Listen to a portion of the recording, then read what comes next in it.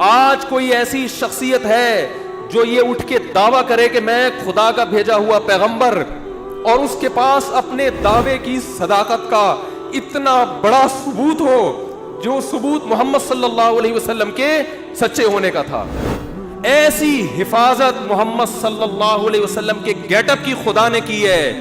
سوچو تعلیمات کی کیسی حفاظت کی ہوگی. موسیٰ ابن عقبہ وہ کہتے ہیں مجھے میرے چچا موسیٰ ابن عقبہ نے بتایا.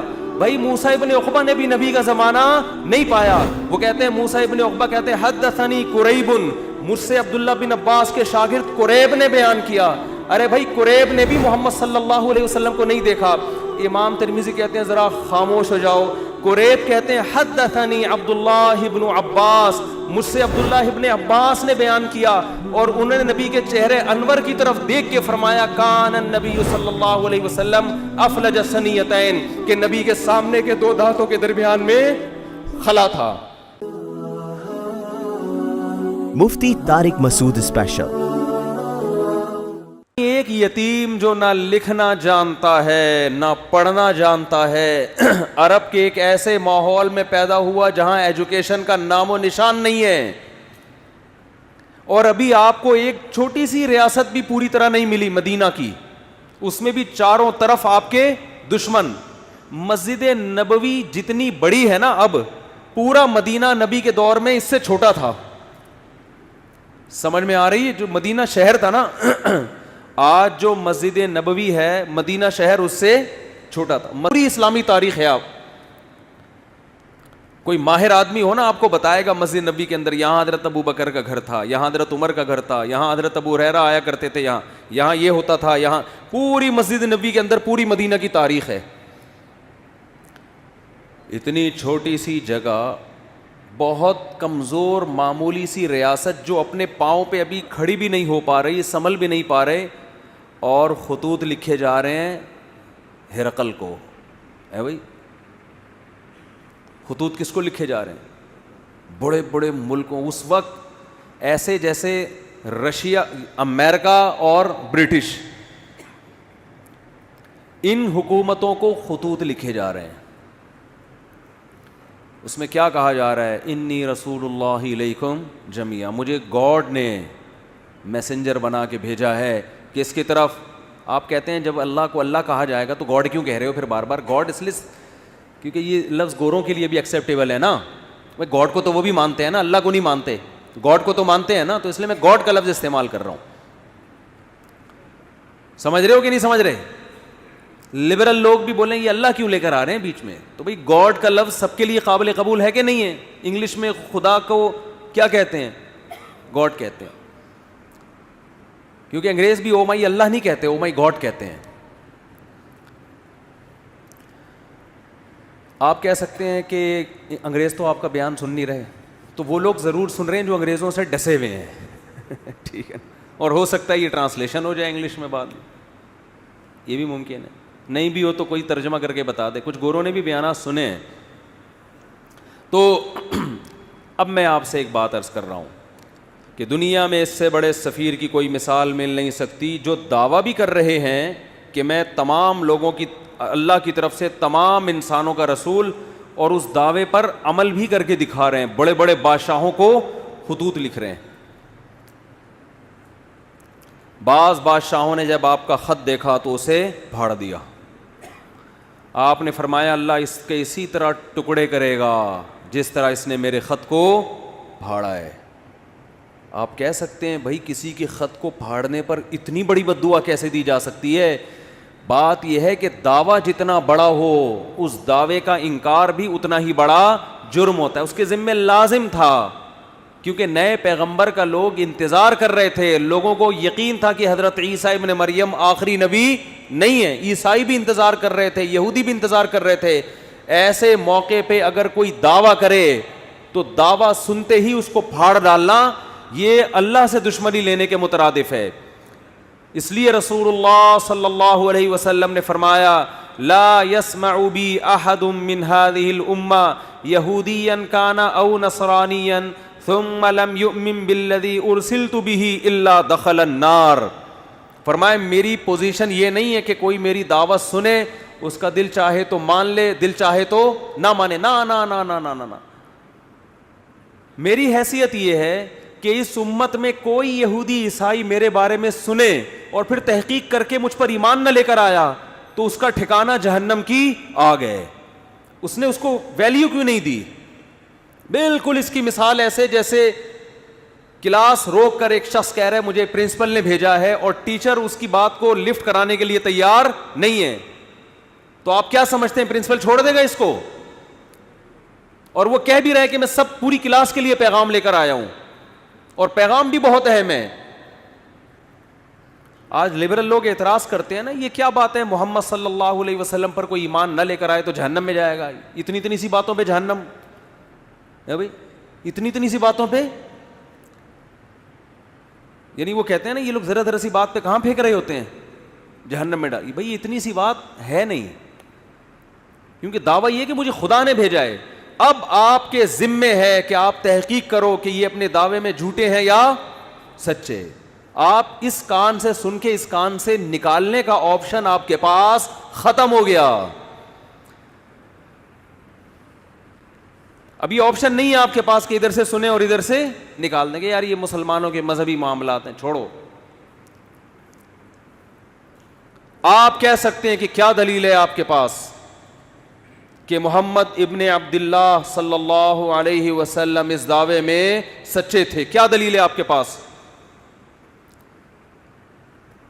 ہم کہتے ہیں 1400 سال پہلے جو آپ کی نبوت کے برحق ہونے کے دلائل تھے وہ تو تھے, وہ لوگوں نے اپنی آنکھوں سے دیکھے. 1400 سال کے بعد جو آپ کے برحق ہونے کے دلائل ہیں وہ پہلے سے بھی زیادہ ہیں, وہ اس سے بھی زیادہ ہیں. اگر خدا محمد صلی اللہ علیہ وسلم کو میسنجر بنا کے بھیجتا اور یہ نہ کہتا کہ یہ آخری پیغمبر ہیں, تو خدا کے ذمے محمد صلی اللہ علیہ وسلم کی تعلیمات کی حفاظت بولو نہیں تھی. کیا خیال ہے؟ اللہ کہہ دیتا کہ ان کی تعلیمات جب مسخ ہوں گی تو میں دوسرا پیغمبر بھیج دوں گا. خدا نے محمد ابن عبداللہ صلی اللہ علیہ وسلم کے بارے میں 2 دعوے کیے, یہ میرے میسنجر ہیں اور لاسٹ میسنجر, ان کے بعد کوئی نبی نہیں ہے, کیونکہ ساری دنیا کے سارے انسانوں کے لیے. اس دعوے میں اللہ نے ایک اور دعویٰ کر دیا کہ ان کی تعلیمات کو میں قیامت تک کے لیے محفوظ کر دوں گا. ان کی تعلیمات قیامت تک کے لیے, بولو نا کیا ہو گیا بھائی؟ وہاں میں پشاور میں بیان کر رہا تھا, ایسا بول رہے تھے لوگ یار, چپ کرانا. سرگودا میں بیان ہوا, چپ کرانا مشکل ہو گیا, لوگ چپ ہی نہیں ہو رہے تھے. وہاں کہنا پڑ رہا تھا مجھے بھی بولنے دو گے کہ نہیں دو گے بولنے. پنجاب لسی پائے, کراچی میں چائے, چائے کے اثرات ہیں. سوچتا بہت ہے آدمی, چائے پی کے بولتا نہیں ہے, سوچتا رہے. جہاں بولنے کا موقع ہوتا ہے وہاں بھی کیا کر رہا ہوتا ہے, سوچ رہا ہوتا ہے. ابھی اتنی اچھی صحت رہی ہے نا, میرا 2 ہفتے کا دورہ ہوا کے پی کے پنجاب, ایسی ایک چھینک بھی نہیں آئی. پھر کراچی اتر کے چھینکیں شروع. تو اللہ کے ذمے تھا کہ محمد صلی اللہ علیہ وسلم کی تعلیمات کی حفاظت کرتے. یہ حفاظت خود اس کی دلیل ہے کہ محمد صلی اللہ علیہ وسلم لاسٹ میسنجر آف گاڈ ہیں. ورنہ کسی یتیم جو نہ لکھنا جانتا ہو نہ پڑھنا جانتا ہو, اس کی تعلیمات کی اللہ کی قسم اسباب کی دنیا میں ایسی حفاظت کا انتظام اس زمانے میں تو ممکن ہی نہیں تھا, ناممکن. اور اس زمانے میں بھی اتنا پروٹوکول ملنا کسی کو ممکن نہیں ہے. ہمارے نبی صلی اللہ علیہ وسلم کی جو سیرت ہے اس کے 2 پہلو ہیں, خوب غور سے سنیں. 2 پہلو ہیں آپ کی سیرت کے. ایک پہلو وہ ہے جس میں آپ خدا کی طرف سے کوئی میسج دے رہے ہیں کہ یہ الاؤڈ ہے اور یہ ناٹ الاؤڈ. خدا ان کاموں سے خوش ہوتا ہے اور ان کاموں سے ناراض ہوتا ہے کہنے میں کیا جا رہا ہے؟ خدا ان کاموں سے خوش ہوتا ہے اور ان کاموں سے ناراض.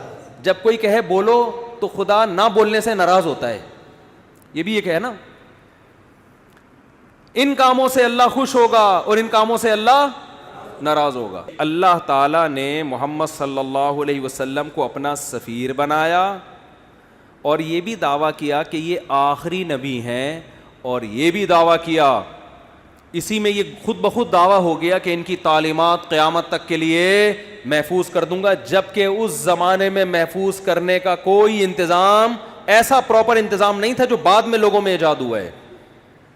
تو لکھنے والے چند گنے چنے لوگ تھے, لکھتے بھی چمڑوں پہ اور کاغذوں پہ, جس کے گمنے کا بہت امکان, تحریف کا بہت امکان, مگر ایسا انتظام کیا کہ میں آپ سے عرض کر رہا تھا محمد صلی اللہ علیہ وسلم کی تعلیمات دو قسم کی ہیں. جلدی سے بات کو سمیٹ رہا ہوں میں. ایک وہ تعلیمات جو اصل ہیں, جس کے لیے آپ صلی اللہ علیہ وسلم کو بھیجا گیا, حکم دیا گیا کہ آپ بتا دیں کہ ان باتوں سے خدا خوش ہوتا ہے اور ان باتوں سے خدا ناراض ہوتا ہے. یہ اصل ہے جس کے لیے آپ کو بھیجا گیا. اور سیرت کا ایک پہلو وہ ہے جس کا جو اصل نہیں ہے, اس کا تعلق آپ کی ذاتیات سے ہے. کوئی سفیر جب آپ کے پاس آتا ہے پیغام لے کر, تو آپ کو دلچسپی ہوتی ہے کہ اس کا گیٹ اپ کیسا تھا.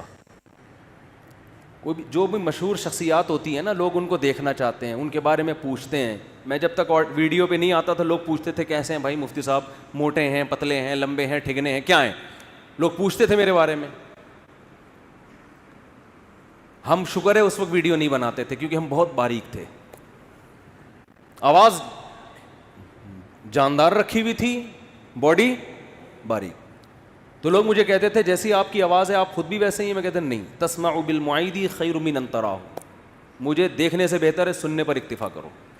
تو شکر ہے 2013 میں حج کر کے آیا تو کچھ گزارا ہو گیا. تو انسان کو جس سے محبت ہوتی ہے اس کے گیٹ اپ کو بھی جاننے کی کوشش بولو کرتا ہے. ہمارے نبی صلی اللہ علیہ وسلم کا گیٹ اپ کیسا تھا, اس کا براہ راست اسلام سے کوئی تعلق نہیں ہے. اس مقصد کے لیے اللہ نے بھیجا نہیں ہے.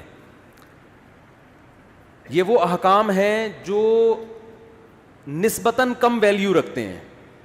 ایک تو ہے نا آرڈر, یہ کرو یہ نہ کرو, یہ تو اصل ہے نا جس کے لیے سفیر کو بھیجا جائے.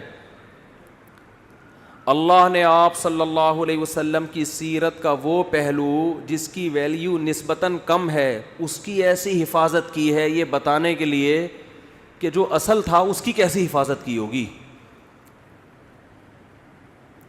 آج محمد ابن عبداللہ صلی اللہ علیہ وسلم کے بارے میں کوئی ایک حرف اگر کہتا ہے تو اس کا یہ دعویٰ دلیل کے بغیر قبول بولو نہیں ہے. میں ایک مثال پیش کرتا ہوں. امام ترمذی امام بخاری کے شاگرد ہیں. اللہ کے سفیر محمد ابن عبداللہ صلی اللہ علیہ وسلم کے بارے میں امام ترمذی نے دعویٰ کیا کہ محمد صلی اللہ علیہ وسلم کا گیٹ اپ ایسا تھا. پورا گیٹ اپ نہیں بیان کیا جا رہا, صرف اتنا کہ آپ کے سامنے کے جو دو دانت تھے ان کے درمیان میں خلا تھا, تھوڑا سا ڈسٹینس تھا, تھوڑا سا بول لو فاصلہ تھا. یہ کتنی معمولی سی بات ہے یار. کوئی سفیر آپ کے پاس پیغام لے کر آیا ہے, آپ کسی سے پوچھ رہے ہیں اس کے سامنے کے دانتوں میں خلا تھا یا نہیں تھا, ہے بھائی, بہت ہی ایک بھائی تھا یا نہیں تھا تو کیا کرنا ہے اس سے. لیکن امام ترمذی یہ بات بیان کر رہے ہیں. لیکن امام ترمذی کو پتا ہے یہ اتنا بڑا دعویٰ کر رہا ہوں میں کہ جس شخصیت کی بات ہو رہی ہے نا, ان کا یہ دعویٰ ہے کہ مجھے خدا نے انسانوں کی طرف پیغمبر بنا کے بھیجا ہے. امام ترمذی کو یہ بات معلوم ہے کہ میں نے اگر دعویٰ کر دیا کان النبی صلی اللہ علیہ وسلم افلج الثنیتین, کہ نبی کے دو دانتوں کے درمیان میں خلا تھا, یہ دعویٰ کر دیا, یہ امت مجھے چھوڑے گی نہیں. کہ کہاں سے تمہیں پتا چلا؟ آپ مورخین سے پوچھ نہیں سکتے کہ آپ کو کیسے پتا چلا, وہ اپنے لکھ رہے ہوتے ہیں بس. اور اگر وہ دلیل بھی پیش کرتے ہیں تو وہ دلیل اس اتنی مضبوط نہیں ہوتی. اتنی سی بات کو بیان کرنے کے لیے امام ترمذی سند لے کر آئیں گے. حدثنا عبداللہ ابن عبد الرحمن. امام ترمذی کہتے ہیں مجھ سے عبداللہ ابن عبد الرحمن نے بیان کیا. وہ عبداللہ جو عبد الرحمن کے بیٹے ہیں. عبداللہ ابن عبد الرحمن کو کیسے پتا چلا کہ نبی کے دو دانتوں کے درمیان خلا تھا؟ بھائی انہوں نے تو نبی صلی اللہ علیہ وسلم کو دیکھا نہیں. وہ کہتے ہیں حدثنا ابراہیم ابن المنذر. مجھ سے ابراہیم نے بیان کیا جو منذر کے بیٹے ہیں. بھائی ابراہیم ابن منذر نے تو نبی کا زمانہ نہیں پایا, ان کو کہاں سے پتا چلا؟ وہ کہتے ہیں ابراہیم ابن المنذر کہتے ہیں حدثنی عبد العزیز ابن ابی ثابت الزہری. مجھ سے عبد العزیز نے بیان کیا جو ابو ثابت الزہری کے بیٹے ہیں. بھائی عبد العزیز جو ابو ثابت الزہری کے بیٹے ہیں ان کو کہاں سے پتا چلا؟ جی انہوں نے تو نبی صلی اللہ علیہ وسلم کو دیکھا نہیں. وہ کہتے ہیں حدثنا اسماعیل ابن ابراہیم. مجھ سے اسماعیل نے جو ابراہیم کے بیٹے ہیں انہوں نے بیان کیا. حضرت اسماعیل جو ابراہیم کے بیٹے ہیں ایسے تو سینکڑوں ہیں, یہ کون سے والے اسماعیل اور ابن ابراہیم کی بات کر رہے ہیں؟ کہتے ہیں ابن اخی موسیٰ ابن عقبہ. وہ اسماعیل ابن ابراہیم جو موسیٰ ابن عقبہ کے بھتیجے ہیں. اچھا جی, اسماعیل ابن ابراہیم نے تو محمد صلی اللہ علیہ وسلم کو نہیں دیکھا. امام ترمذی آپ کیسے دعویٰ کر رہے ہیں کہ محمد صلی اللہ علیہ وسلم کے دانتوں کے درمیان میں خلا تھا؟ اسماعیل ابن ابراہیم جو موسیٰ ابن عقبہ کے بھتیجے ہیں انہوں نے نبی کا زمانہ نہیں پایا. وہ کہتے ہیں قال حدثنی موسیٰ ابن عقبہ. وہ کہتے ہیں مجھے میرے چچا موسیٰ ابن عقبہ نے بتایا. بھائی موسیٰ ابن عقبہ نے بھی نبی کا زمانہ نہیں پایا. وہ کہتے ہیں موسیٰ ابن عقبہ کہتے ہیں حدثنی قریب. مجھ سے عبداللہ بن عباس کے شاگرد قریب نے بیان کیا. ارے بھائی قریب نے بھی محمد صلی اللہ علیہ وسلم کو نہیں دیکھا. امام ترمذی کہتے ہیں ذرا خاموش ہو جاؤ. قریب کہتے ہیں حدثنی عبداللہ ابن عباس. مجھ سے عبداللہ ابن عباس نے بیان کیا اور انہوں نے نبی کے چہرے انور کی طرف دیکھ کے فرمایا کان النبی صلی اللہ علیہ وسلم افلج الثنیتین, کہ نبی کے سامنے کے دو دانتوں کے درمیان میں خلا تھا. ایسی حفاظت محمد صلی اللہ علیہ وسلم کے گیٹ اپ کی خدا نے کی ہے. سوچو تعلیمات کی کیسی حفاظت کی ہوگی. آج کوئی ایسی شخصیت ہے جو یہ اٹھ کے دعویٰ کرے کہ میں خدا کا بھیجا ہوا پیغمبر, اور اس کے پاس اپنے دعوے کی صداقت کا اتنا بڑا ثبوت ہو جو ثبوت محمد صلی اللہ علیہ وسلم کے سچے ہونے کا تھا. آپ کہہ سکتے ہیں یہ ایک حدیث ہے, ایسی ہزاروں حدیثیں ہیں. ایک بات بھی اگر آپ محمد صلی اللہ علیہ وسلم کی طرف منسوب کرتے ہو سند کے بغیر امت اس کو قبول بولو نہیں کرتی. اور سند بھی کیسی خاندانی. آپ کہہ سکتے ہو امام ترمذی سے کہ حضرت آپ کہتے ہیں مجھ سے عبداللہ ابن عبد الرحمن نے بیان کیا, ہو سکتا ہے یہ بندہ بھی آپ نے خود ہی گڑھ لیا ہو. بھئی کہنے پر گورنمنٹ کی طرف سے کوئی پابندی ہے؟ بولو آپ کو مجھ سے فلاں نے بیان کیا, اگلے کو کیا پتا فلاں کون ہے؟ آپ اسماء الرجال کی کتابوں میں جاؤ گے, جی عبداللہ ابن عبد الرحمن کون ہے؟ آپ کو اس زمانے کے درجنوں علماء کے اقوال مل جائیں گے. یہ فلاں سن میں پیدا ہوئے, فلاں جگہ علم حاصل کیا. ان کے بارے میں علماء کے تبصرے, یہ جھوٹے تھے سچے تھے, کوئی کرپشن تو نہیں ان پہ ثابت ہوئی, جھوٹ تو ثابت نہیں ہوا زندگی بھر. ان کے شاگرد کون کون, ان کے استاذ کون کون, کہاں کہاں سے علم حاصل کیا. ایک مؤلف بیان نہیں کرے گا, بہت سارے لوگ جو مختلف ملکوں میں رہتے ہیں وہ بیان کریں گے ان کے بارے میں. پھر آپ اگلے راوی کی طرف جاؤ گے, عبداللہ ابن عبد الرحمن. وہ کہتے ہیں ابراہیم ابن المنذر نے. یہ ابراہیم ابن المنذر کون ہے؟ یہ کوئی ڈھکے چھپے نہیں ہے, آپ کو درجنوں کتابوں میں ان کے حالات بولو مل جائیں گے. بھائی اس زمانے میں مشہور آدمی تھے, یہ لوگ جانتے تھے ان کو. وہ کتابیں کوئی دمشق میں لکھی جا رہی ہے, کوئی مصر میں لکھی جا رہی ہے, کوئی کوفہ میں لکھی جا رہی ہے, ان کتابیں میں ان کا تذکرہ ملے گا آپ کو. حالانکہ ان کے آپس میں ملاقات ثابت, ان مصنفین کا آپس میں کمپرومائز نہیں ہو سکتا, مختلف ملکوں میں ہیں یہ. پھر آپ پوچھو گے جی عبدالعزیز ابن ابی ثابت الزہری کون ہے؟ ان کے اسماء الرجال, اسماء الرجال کی کتابیں تو اتنی جلدوں میں ہوتی ہیں جن میں راویوں کے حالات, ان کے نام. ایسا خاندانی پروٹوکول خدا کی طرف سے محمد صلی اللہ علیہ وسلم کو ملا, ایسی حفاظت کی گئی. اللہ ان غیر مسلموں سے کہہ رہا ہے جس کے دانتوں کے درمیان خلا, اس گیٹ اپ کو بیان کرنے کی میں نے ایسے حفاظت کی ہے, سوچو اس کے آرڈر کیسے میں نے محفوظ کیے ہوں گے. یہ پروٹوکول اس کائنات میں آج تک کسی کو بولو نہیں ملا.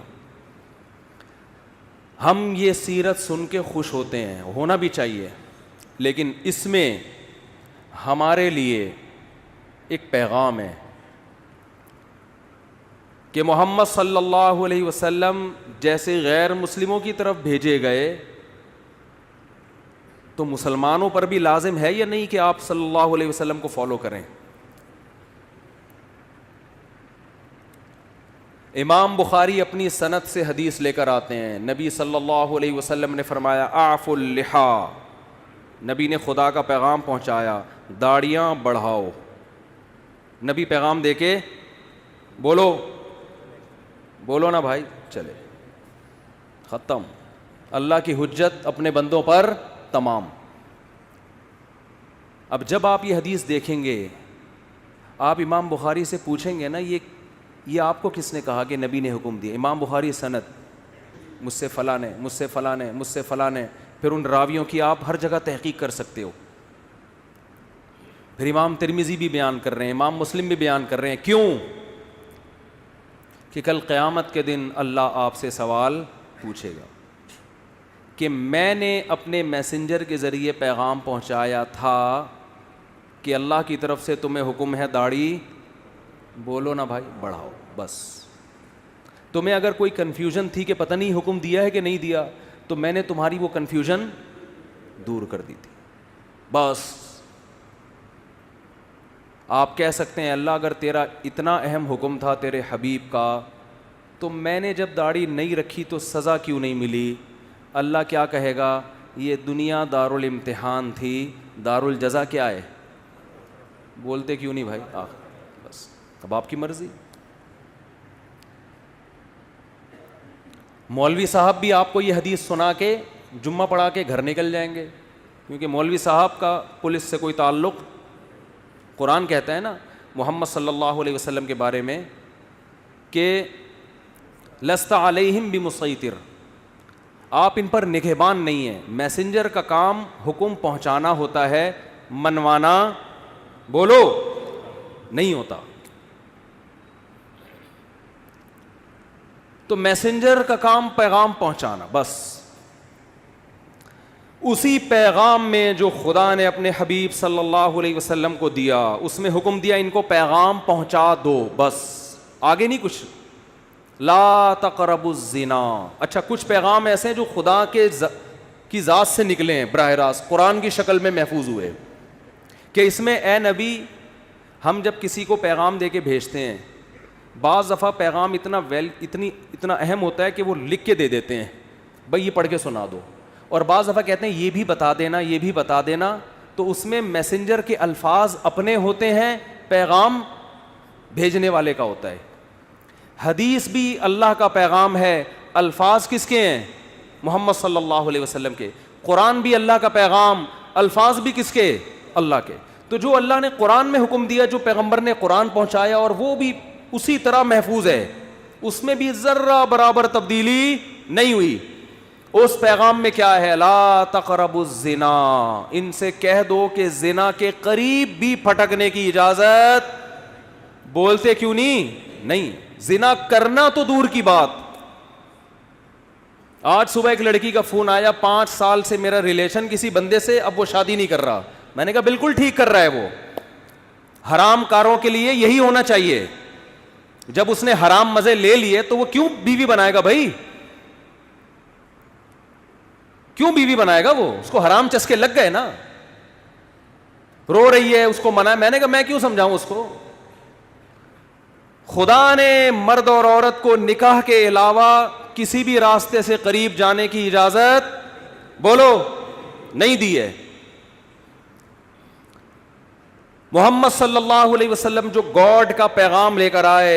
دیکھو غیر مسلم زنا کر سکتا ہے, کرے, وہ کہہ رہا ہے میں نہیں مانتا محمد صلی اللہ علیہ وسلم کو, اس پہ خدا خود ہی نمٹ لے گا قیامت کے دن.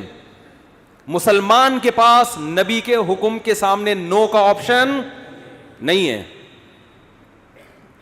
محمد صلی اللہ علیہ وسلم جو پیغام لے کر آئے گاڈ کی طرف سے, اس میں یہ تھا کہ تمہیں 5 ٹائم اللہ کے گھر میں جمع ہو کے میری عبادت کرنی ہے, اور عبادت کا طریقہ بھی بتا دیا. اس میں فجر کی نماز بھی, ظہر کی نماز بھی, عصر بھی, مغرب بھی اور عشاء بھی. آپ نماز کے لیے آ جائیں, آپ کی مرضی, نہ آئیں, کوئی مولانا صاحب پولیس لے کے آپ کے گھر نہیں پہنچیں گے.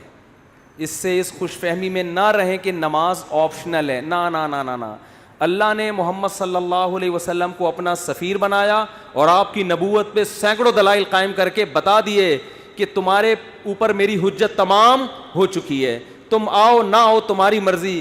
کل قیامت کے دن جب میں انتقام لوں گا تو تم یہ نہیں کہہ سکو گے کہ اللہ معاذ اللہ نقل کفر, محمد صلی اللہ علیہ وسلم کی نبوت صحیح نہیں تھی, یا اللہ مجھے یقین نہیں تھا کہ محمد صلی اللہ علیہ وسلم نے 5 نمازوں کا حکم دیا بھی ہے کہ نہیں دیا. تو یہ حجت اللہ کی بندوں پہ تمام ہو چکی ہے. اللہ نے محمد صلی اللہ علیہ وسلم پر جو کلام نازل کر کے ہم تک پہنچایا, اور محمد صلی اللہ علیہ وسلم کے ذریعے جو بندوں کو اپنا میسج پہنچایا, اس میسج میں شراب لیگل ہے یا انلیگل ہے؟ بولو, انلیگل ہے. آپ کو شراب کے قریب جانے کی اجازت نہیں ہے. خدا نے جو اپنا پیغام محمد صلی اللہ علیہ وسلم کے ذریعے ہم تک پہنچایا, اور پوری سندوں کے ساتھ, اور قرآن تو سند کا محتاج ہی نہیں ہے, اس قرآن میں ہمیں حکم دیا گیا کہ بہن کی وراثت آپ کو کھانے کی اجازت. بولتے کیوں نہیں؟ بعض گاؤں دیہاتوں میں بیان کرتا ہوں نا, لوگ بڑے خوش ہو رہے ہوتے ہیں. جہاں بہن کی وراثت کی بات ہے, میں دیکھ رہا ہوتا ہوں لوگوں کے چہرے کی ہوائیاں اڑ گئی. ایک نعرہ آتا ہے ماشاء اللہ ماشاء اللہ, لگ رہا ہوتا ہے اس کے ابا بھی مرے ہی نہیں ہیں. بہت سے دیہاتی علاقوں میں پوری زمینیں کھا جاتے ہیں, بہنوں کو بولو نہیں دیتے. ہمارے نبی نے جو ہمیں پیغام پہنچایا نا خدا کا, اس پیغام میں یہ بھی ہے کہ باپ کے مرنے کے بعد بڑا بھائی چھوٹے بھائی کی وراثت, بولو نا, نہیں کھا سکتا. اور باپ کے کاروبار پہ قبضہ نہیں کر سکتا, چاہے وہ باپ کی زندگی میں وہ کاروبار خود ہی چلا رہا ہو. یہ غریبی ہے. ابا کی زندگی میں جو آپ جو ابا کے کاروبار کو پروموٹ کرتے ہو, یہ ابا کی خدمت کہلائے گی. اس کی وجہ سے آپ کی کاروبار میں شرکت نہیں ہوگی. وراثت میں سب کو دینا پڑے گا. آپ یہ نہیں کہہ سکتے میں نے یہ گٹکے کی دکان کو یہاں تک پہنچایا ہے, تو اپنی دکان پہنچاتے ہیں نا, ابا کی پہنچاؤ گے تو ابا کا کاروبار بڑھ رہا ہے, اس میں ثواب ملے گا. لوگ آتے ہیں کہ ایک صاحب کہنے لگے میں نے ابا کے کاروبار کو یہاں سے اٹھا کے وہاں پہنچایا, مجھے ابا کے بعد کیا ملے گا؟ میں نے کہا ثواب ملے گا, اس پہ آپ بہت زیادہ ملے گا. سب کیوں نہیں صرف ثواب؟ میں نے کہا بہت زیادہ ثواب ملے گا, اس کے علاوہ کچھ بھی نہیں ملے گا. یہ ابا کا بزنس ہے بھائی. ابا کی گائے آپ خدمت کر کے ختم. یہ جمعے کے بعد اعلان کروں گا. ابا کی گائے کی خدمت کر کے اس کے 2 بچے ہو گئے گائے کے. تو یہ کس کے بچے کہلائیں گے؟ گائے کے بچے. اور گائے کس کی ہے؟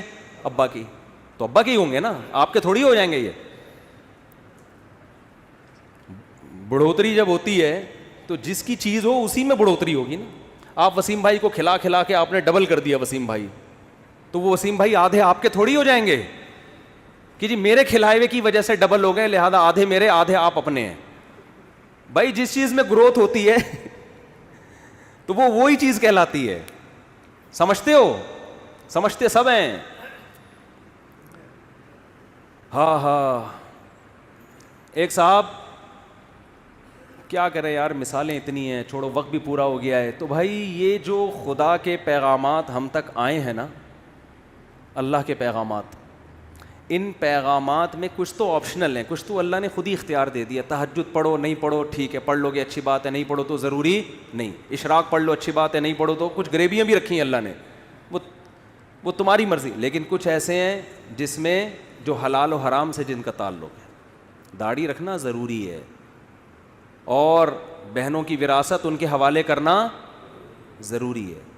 بڑے بھائی کے لیے چھوٹے یتیم بچوں کا مال بلکہ جو حمل ہے نا ماں کے پیٹ میں, اس کا بھی وراثت میں اتنا ہی حصہ ہے جتنا زندوں کا اور بڑوں کا حصہ ہے. ایک دن کے حمل کا وہی حصہ ہے جو بال بچوں والے آدمی کا حصہ ہے. اس حمل کو بھی ماں کو گرانے کی اجازت نہیں ہے. تو یہ خدا کے احکامات ہیں جن میں اللہ نے 2 اور 2 4 کی طرح اپنے دین کو واضح کر دیا ہے.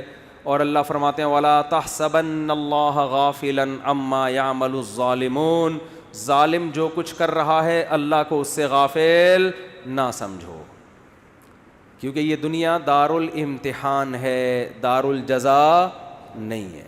جزا آخرت میں ہوگی. اللہ مجھے بھی محمد صلی اللہ علیہ وسلم پر حقیقی ایمان نصیب کرے, آپ صلی اللہ علیہ وسلم سے محبت نصیب کرے, اور اللہ ہمیں آپ صلی اللہ علیہ وسلم کی تعلیمات کو فالو کرنے کی توفیق عطا فرمائے. وما علینا الا البلاغ. Mufti Tariq Masood Special.